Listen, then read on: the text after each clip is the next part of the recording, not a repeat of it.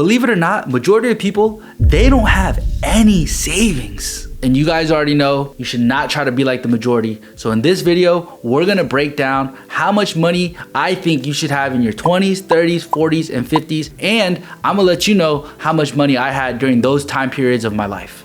So first things first, what is net worth? Net worth is essentially an accumulation of all of your assets. So for example, my net worth right now is I have about $900,000 in stocks. I own a home, outright cash, that's about $750,000.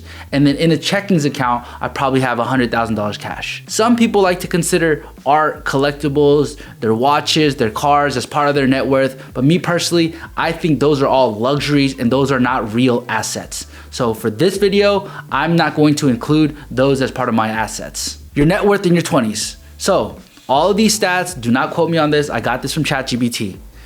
The median net worth in your 20s is anywhere from $0 to $7,000. If I'm being honest, most people in their 20s are probably in debt, so it's probably a negative net worth. The average income in your 20s is anywhere from $36,000 to $52,000 a year. Me personally, in my 20s, my net income, obviously when I was selling, I had a really high net worth, but I lost it all. I went back to zero, and running my parents' business and doing printing t-shirts, I was able to build it back up. I think up until 27, my net worth was probably around $100,000. Obviously at 28, that's when I blew up and it changed completely. But my thoughts on your 20s is this. You should be trading your time to learn. Don't worry about how much money you're making in your 20s. Take your 20s to build good foundational skill sets. You should take a job that pays you less, but that has more upside in what you're gonna learn and what you're gonna grow within that company. To give you guys an example, these are all the jobs that I had in my 20s, and these are the things that I learned from it. So my very first job, I worked as a waiter. That job taught me how to talk to people that I did not know. It taught me the skills of communicating, sales, talking to random people. I'm talking to old white dudes that live in a country club. What do I have in common with them? Absolutely nothing. But because I was forced to be in a position to talk to them, I learned the skill sets of how to code switch. I know how to talk to a white person. I know how to talk to a black dude. I know how to talk to an Asian dude. I know how to talk to any color, any demographic, anybody, any ethnicity. That's what being a waiter taught me. The second job, I used to work at a bank. That taught me how money moves. I learned the vehicles of money. What are checking accounts? What are savings accounts? How do banks make money? Why are they willing to give out credit cards so freely? Because they charge you on interest. What about IRAs? What about investment accounts? And then I also encountered a lot of successful rich people, and I got to ask them questions on what advice do they have for me on how I can manage my money. And during that time when I was in the bank, I also read a lot of financial books, Dave Ramsey. I read a lot of podcasts and learned about financial literacy. These are things that they don't teach you in school. And lastly, the t-shirt business. Because I had a basic foundation of business economics, what I learned during that t-shirt business was my creative skills. As a drug dealer, as a banker, as a waiter, I've never used Photoshop, I never used Illustrator, I never used Premiere Pro.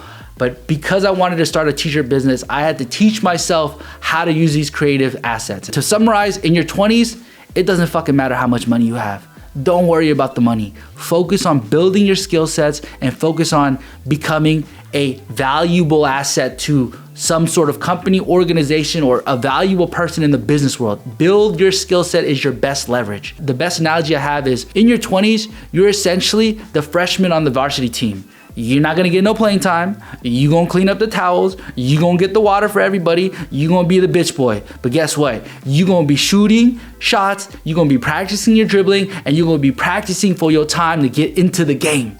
But you're not in the game. You still just training. All right, moving on to your 30s. Your average net worth in the 30s is anywhere from $35,000 to $55,000. And the average income in your 30s is anywhere from $58,000 to $72,000. I'm actually 32 years old. I'm about to turn 33 next month. My income is way higher. My income is $250,000 and my net worth is, I don't even know. I own $900,000 in stock. I have a $750,000 home. I have $100,000 in a checking account, and I own 50% of Shop Superline and 60% of Superline Network. But at the end of the day, again, my journey is different than most people's journeys. But I'm gonna teach you the things that I'm applying to my life right now in my 30s and what I'm doing to increase my net worth. In your 30s, I think the number one thing you should be doing is you should be leveraging everything that you learned in your 20s to make as much money as you can in your 30s. And here's some of the things that I see a lot of 30-year-olds doing that are negatively impacting their net worth. So number one, do not fucking get caught up in buying a home. All these fucking dudes at 30 years old are like, yo, I bought a house. Your personal home is not a financial investment. It is a liability. Sometimes it's better to rent and have less financial risk than to buy a home. And people are like, oh, well, if you buy a home, then you're getting equity into it instead of paying rent. Sometimes that rent is cheaper. Here's why. When you buy a home, you got HOA, you got property taxes, you got to pay the commissions. You're paying the commission when you buy it, you're paying the commission when you sell it. Chances are that when you buy a home, unless you time it correctly in the market, you are not going to make money. And my philosophy is, focus on your one thing. If you're not in the real estate business, don't be in the real estate business. Be in the business that you're in and write off the rent as a liability, as an expense. Number two thing that I see a lot of people do in their 30s, extravagant weddings. 30s is the time where a lot of people start getting married. They start getting, they want to start a family. And a lot of people get caught up in having the craziest wedding. I had a wedding myself, and let me tell you, that shit is a motherfucking scam. They gonna wax you for everything. I'm talking about a lobster tail this big, they charging fucking $100 for it. Because they know it's a wedding. They know you're gonna spend the money. So don't get caught up in keeping up with the Joneses. Just because you have an extravagant wedding don't mean that you're gonna not get a divorce. That is the least important thing. The most important thing is having a strong foundational relationship with your wife. It ain't about fucking the wedding. So don't get caught up in that shit. And the last thing I see a lot of people do is they try to keep up with the Joneses in terms of their cars, their watches, their clothes, right? Because in your 20s, everyone is broke. Nobody got money. But in your 30s, everyone starts to get a little bit of money. And now you're trying to show off, look at what I got going on. Look at what I got this. Remember what I said in the beginning of the video. Cars, watches, clothes. I don't give art. I don't give a fuck how you look at it. None of that shit is an asset. When it comes time for you to liquidate that shit, you are going to get pennies on the dollar. And even homes, most homes, I would say 50% of homes is the same shit. You're gonna lose money on those things. So don't get caught up in that. In your 30s, this is where you should be really building your experience. So your 20s, you're building your skill set, you're building your tools to learn and make more income. In your 30s, now you're using those tools to build experience. And experience is gonna give you wisdom. Right? Even for me personally right now in my 30s, I am going through so many things. I am fucking getting extorted by this company. I have employees asking me for raises. I have factories that are scamming me. I have so many different things that I'm dealing with that you cannot learn in a book. And I've never done it myself. So the only way that I'm learning how to navigate through these things is to just go through them. But these experiences are later on gonna set me up for my 40s. So going into your 40s, the average net worth of a 40-year-old is anywhere from $135,000 to $150,000. And the average income is anywhere from $115,000 to $135,000. And that is for a single income, not a dual income, not you and your wife, that is just for yourself. Obviously, I'm not 40, so take this with a grain of salt. I'm a strong believer that you should only take advice from people that have been through it, but this is more of me manifesting what I want for my 40s and kind of projecting out what I think about people in their 40s and what they should be doing. So 40s is when you have an accumulation of your skill set from your 20s and your experience from your 30s, right? And the 40s is where now you start to begin to lead a team. Most people in their 20s, they're doing everything by hand. In their 30s, they're still doing everything by hand, but they're getting better at it. In your 40s, it's not necessarily about you doing the work, it's about you leading and mentoring the next generation of people. So for example, if I was a plumber in my 20s, I would be learning how to plumber shit, right? Fixing toilets, fixing sinks, whatever. In my 30s, I would charge more for it because I've seen and experienced all the plumbing issues. In your 40s, it's less about you doing the work. It's more so about you training the next generation and leading the next group of kids to become plumbers. So even for me now, at 32 years old, all of these experiences that I'm going through, my goal is that in my 40s, I can now train other 30 and 20-year-olds to become high-level executive employees. That is my goal. And in your 40s, I think this is when you should actually start saving up money to invest into investment vehicles, right? You guys already know, I always preach about this. Your income is your number one wealth building tool. In your 20s and 30s, you should only focus on how can I increase my income. In your 40s, I think this is when you start to diversify your risk, because you're getting towards the back half of your life, and on the back half of your life, you're not gonna have as much energy. Your shit ain't gonna stay as hard as it was in your 20s. In your 20s, you're fucking rock solid every day. In your 40s, that shit gonna start to shrivel up. So now you gotta diversify your risk. You have to set yourself up for retirement. So I know there's a lot of other financial gurus. They're probably way smarter than me. They probably have the textbook shit. But let me tell you something.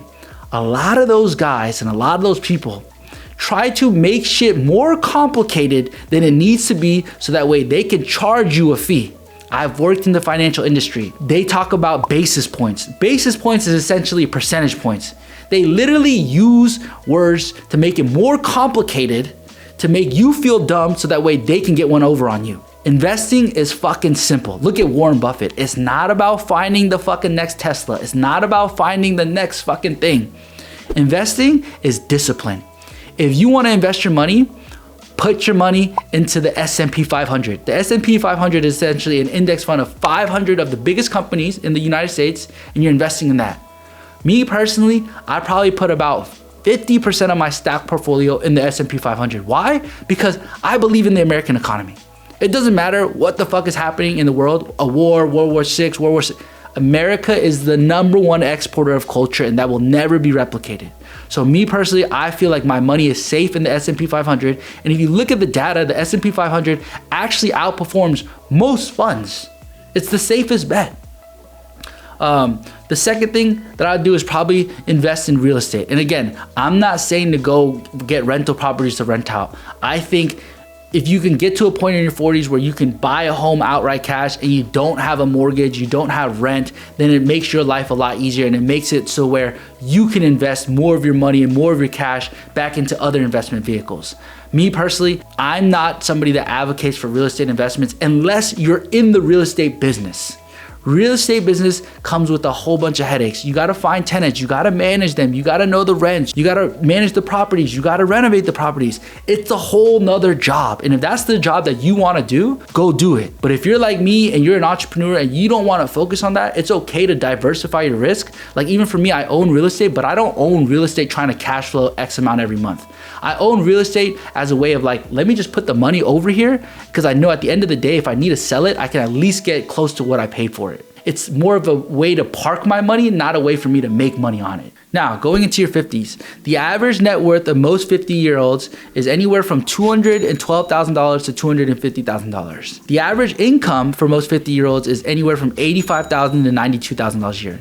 That means, on average, most people's income starts to drop in their 50s. It's probably because they're getting older, they're getting less energy. The shit that used to stay rock solid in the 20s is now getting a lot more limp. They need Blue Chew. So this is kind of like what I say, the vet era of your career, right? When Matt Barnes is on his way out, he ain't playing 30 minutes a game. He might be playing 5 minutes, 10 minutes, but really they're not paying him to perform in the games. They're paying him for the next class of rookies to train them and to teach them and to guide the 30-year-olds, the 20-year-olds, and the 40-year-olds. So this is the era where you're starting to kind of see your exit out and plan for retirement. Hopefully by this time, the investments and the time that you spend in your 20s, 30s, and 40s will set you up for retirement. Also, one thing is, I think a lot of people overvalue retirement. And here's what I mean by that. Obviously, I'm not 50 years old, so take this with a grain of salt. My parents are in their 60s. My dad's about to be 70. And the one thing they always tell me is all of their friends that retire, the moment after they retire, they start to die.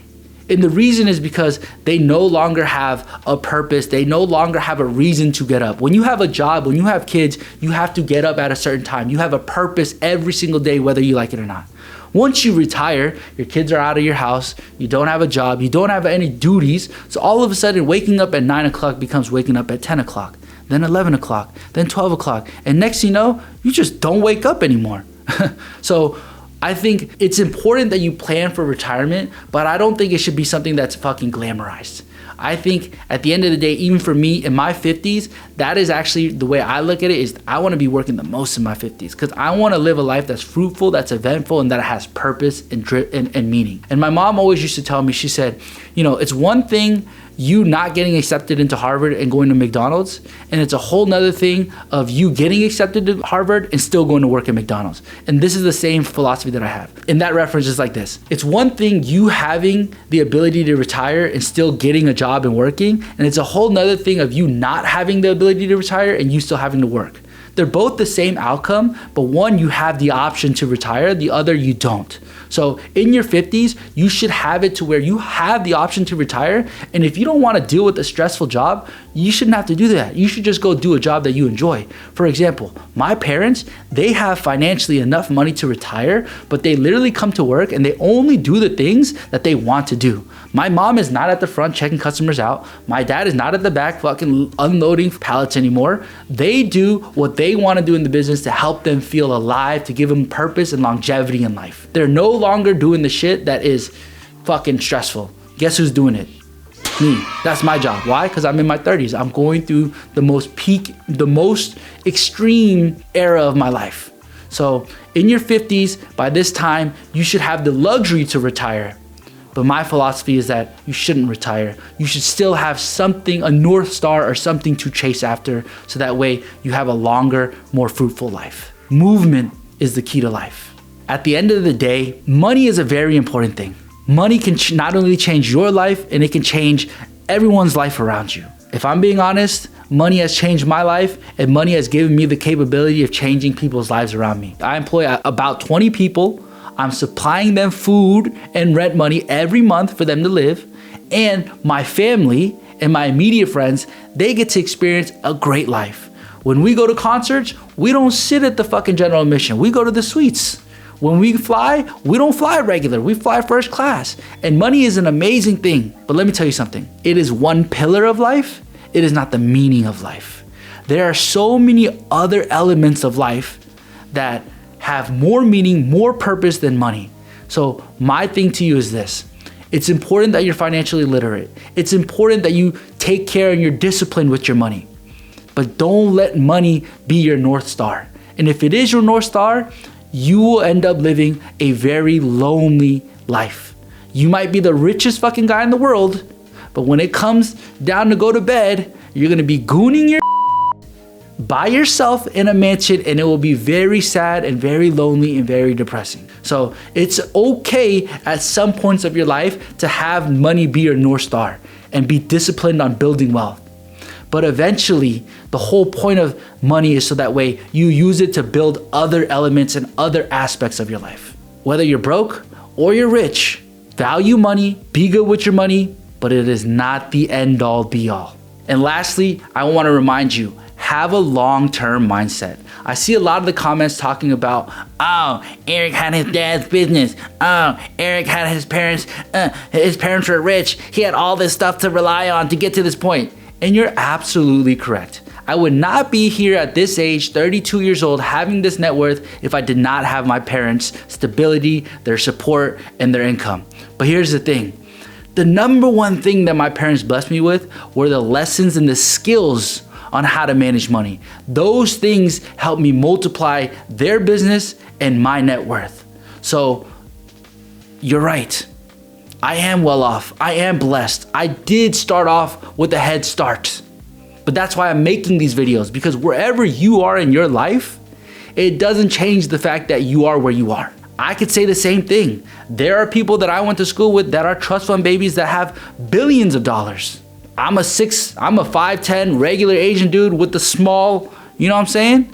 There are dudes out there that are 6'5", vascular, and got a long, big schlong. And they're playing basketball, making millions of dollars. So at the end of the day, you cannot complain about the cards that you were dealt. You gotta just use the cards that you have and play the game the best that you can. So don't victimize yourself, don't compare yourself, and take the gems that I'm giving you for absolutely for free and apply them to your life.